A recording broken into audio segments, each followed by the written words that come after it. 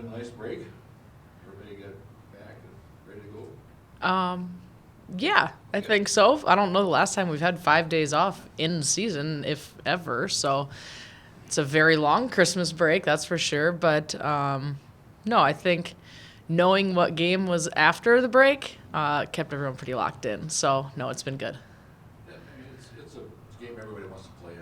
What are the challenges, right out of the gate with some of the plays, the biggest rival? Honestly, I think it's a great thing. We have, I would argue, the 3 toughest games of the conference schedule coming up right here. Going to your rival school, going down to South Dakota, and all 3 of those on the road. It's probably the toughest challenge there is. Let's call it a positive, I guess, that it's Christmas break and there won't be a lot of students at any of these places. But we'll see pretty quickly where we stand. Does it make it easier for you, to prepare coming in on a pretty good roll?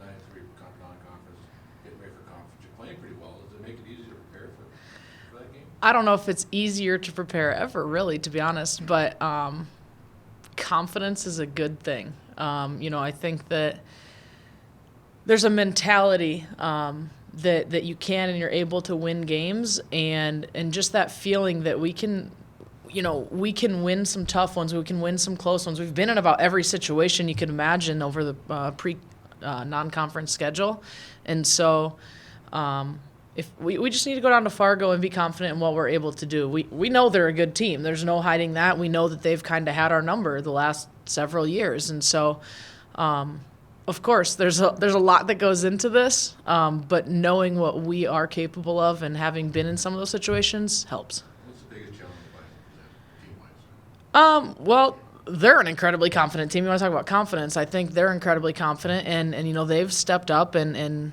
they've owned this rivalry the last couple of years. I don't think there's any denying that. And so just knowing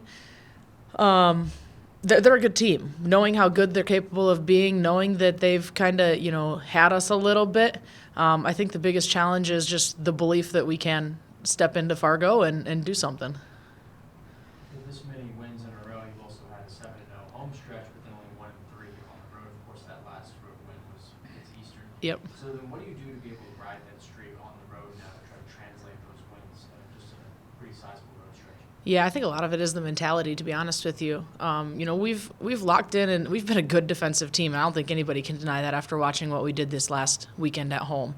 And so it's going to come down to defense for us. We know that.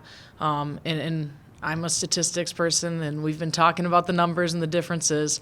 And so it really is going to be a defensive thing for us. But again, it's just carrying the confidence that when we've bought into doing, the things that we're working on really hard in practice, especially on that end of the floor, that they're translating really well. And so just locking in, especially on that defensive side, is going to be huge for us. Is there any bit of a chip just going into a game against a bigger rival, especially after a bit of break too?